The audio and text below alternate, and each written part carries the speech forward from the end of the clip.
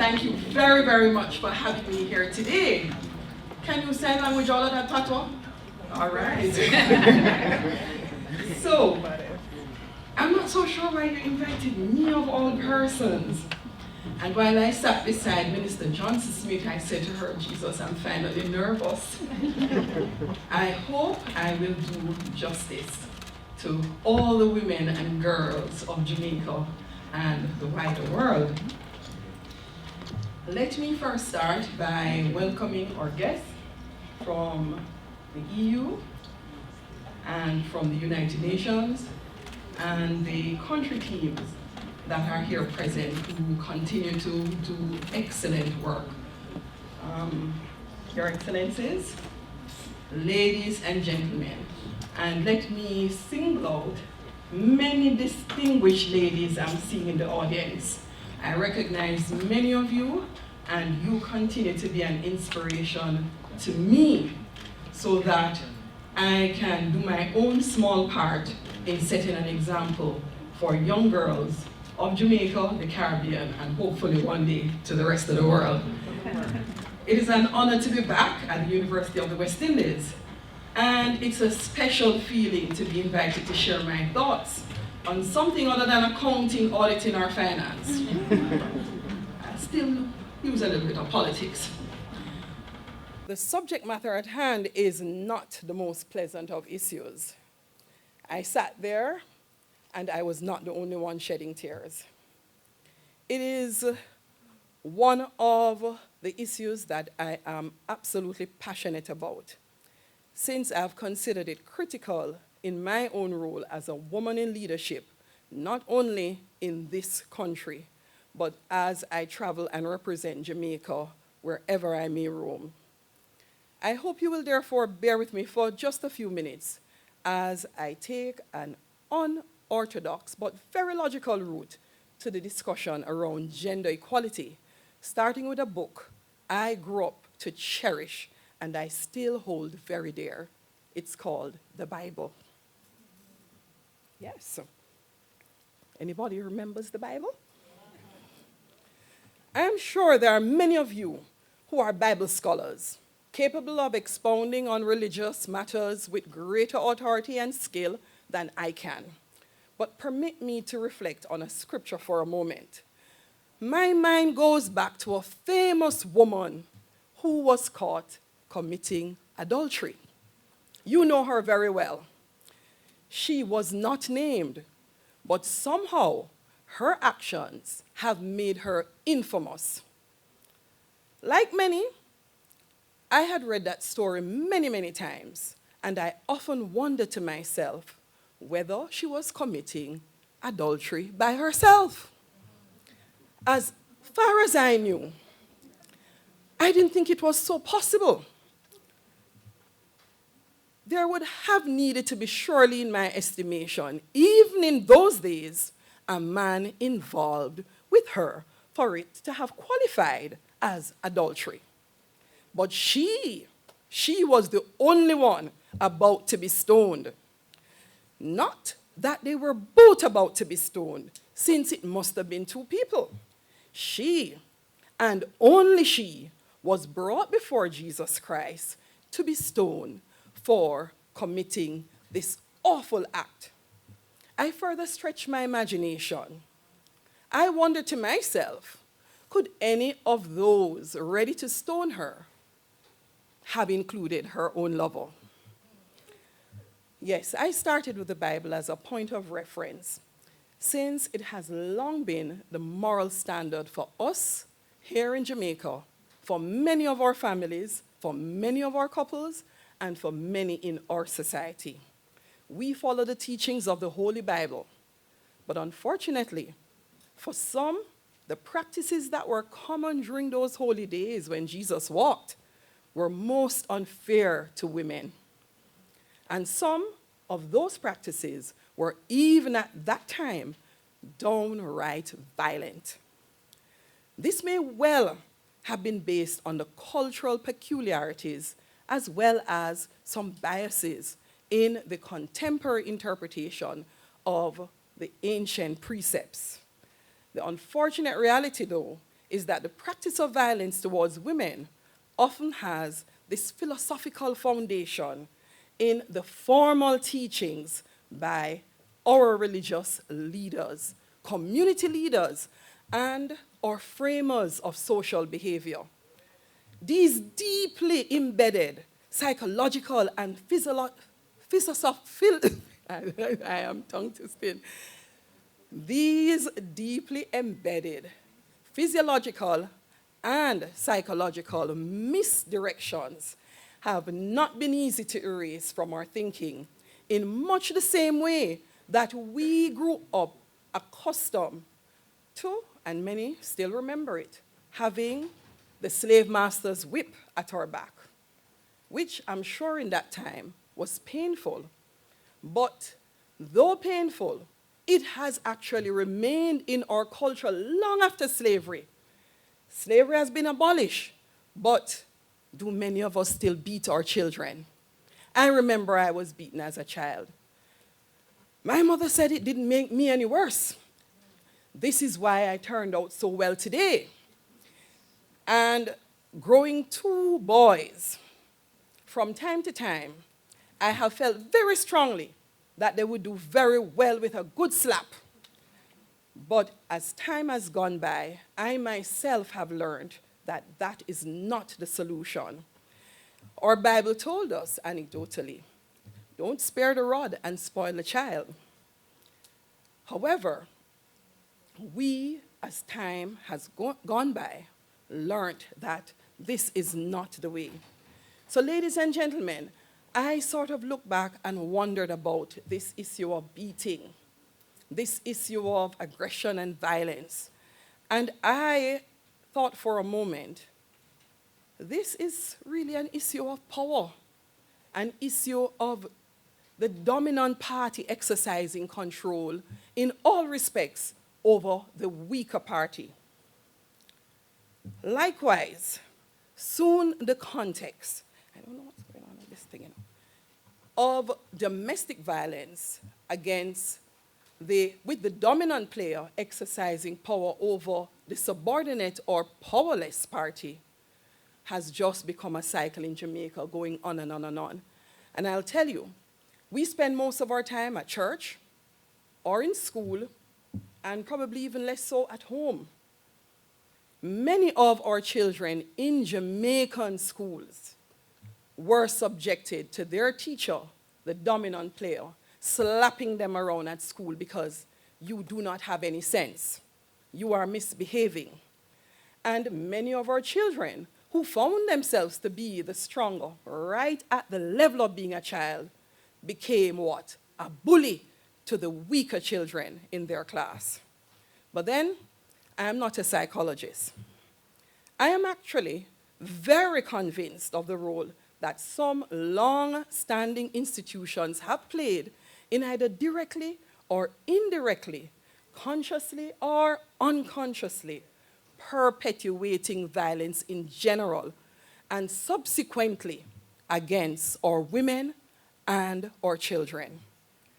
So, today's work is made even more difficult as wives and girlfriends are instructed by the Bible to submit to your husbands. However, has there ever been any indication as to where that demarcation line from being a submissive wife to an husband to being abused by a husband is separated? No. This is why we need forums like this one. The Spotlight Initiative can be one that turns the issue of violence in its various forms and the social and physiological principles and practices which perpetuate this violence into an issue that is paid attention to right across the world. So I was pleasantly surprised when I heard a figure of US 10.6 million being spent here in Jamaica to place a spotlight on the issue. And not only in Jamaica, but as much as 50 million US dollars across the Caribbean. I am sure Jamaica is one of the largest recipients, and we are very, very appreciative of such. I saw earlier, we were looking at some of our news trend in Jamaica. Between boyfriends and husbands, we saw, very quietly, some jealous husbands and lovers who determined that it was their God-given right to take the lives of their female partner. And very often, they ended their own life right thereafter. In very private and quiet spaces, I wondered to myself, why didn't they reverse the role of going suicide before killing their spouse? But you know, UN and all, I will hold that one. I am confident that there must be some mental health element which compounds the social dysfunction that we need as a government, as a people, as a society to be addressing in a very strategic way. Too many of our women and children suffer because of men's insecurity and ego. Yes. And if I can, let me offer a word of advice to our women in this regard. We should be honest with ourselves while being faithful to our partners. Ladies, if you feel you're in any form of danger while you're in a relationship, seek help from a professional immediately. You have the security forces, you have the church, you have strong neighbors, get help. You know the moment it starts happening, exactly what is happening. Do not convince yourself it is anything else. And don't be afraid to defend yourself. In fact, I believe that you should make the effort to take a few classes on empowerment, on being able to protect yourself, on being able to defend yourself, because that ensures you are no longer weak. I find myself as a representative going through my own constituency and having had the privilege of engaging in communities outside of my close space. I find myself every time I see a young lady talking to her about this exact issue. It starts by my seeing her carrying a little baby, or two, or three, or four. And I sometimes feel a little funny, but I've made up my mind, this is something that you have to do.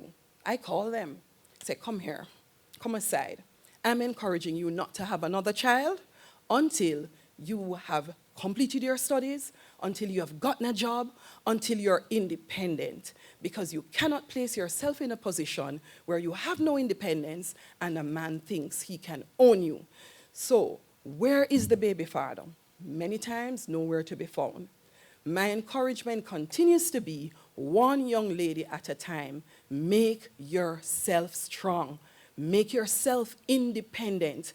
And even if it is that you have already had a child or two, life is not over. You can start today to become the stronger woman that you will need to be to ensure that that level of violence is not perpetuated against you.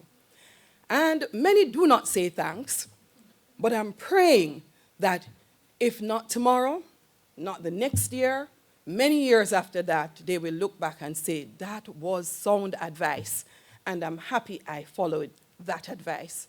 Ladies, gentlemen, I would want to encourage all of us in society to understand that in being able to make that change, it is actually going to require each and every one of us to play our own part in calling persons aside, giving them the words necessary of encouragement so that they can become the stronger women of tomorrow that we would like to see them become.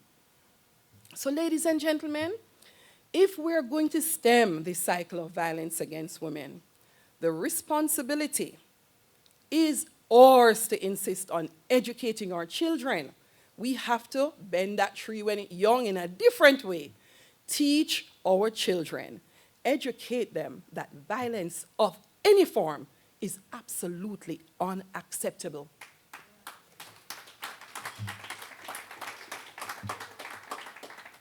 We must encourage parents and teachers to start by taking the bold step of removing punishment as a tool to be employed in correcting our children.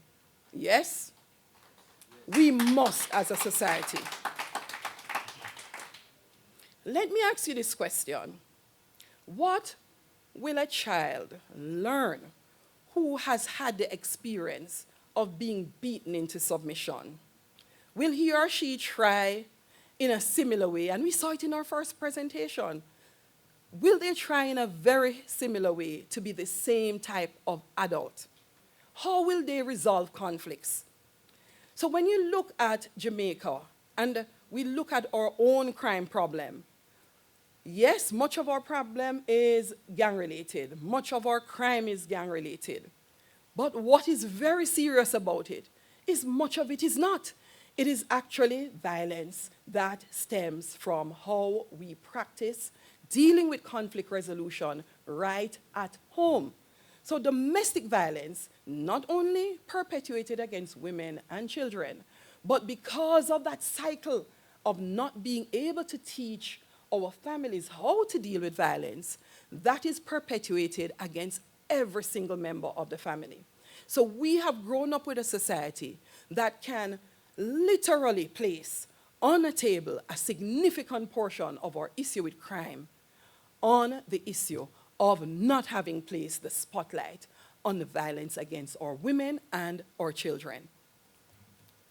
As a society, we have a tremendous responsibility not to turn a blind eye to the signs that we see of violence. Yes, we are used to hearing the couples quarreling, but we never thought it would come to this. We never want to interfere in what Jamaicans call man and woman story. Let them work out their problem. It's just that sometimes it doesn't really work out. And sometimes someone dies. Let us start by being our brother's keeper. Well, in this case, I hope you will be more of your sister's keeper and your neighbor's keeper. Let us say something to the authorities before it is too late. In this situation, silence is not golden. Our voices, collectively and individually, must be heard in order to stem the scourge of violence, and it will take a united approach by us as women, by us as a society, by us as families, so that we can re-socialize our families against violence. One family, one couple, one relationship at a time. Let me once again commend the work of the organization and the Spotlight Initiative. This focus on violence against women and children could not come at a better time. Let us continue to promote the safety of all, especially our women and our children. Thank you, ladies and gentlemen.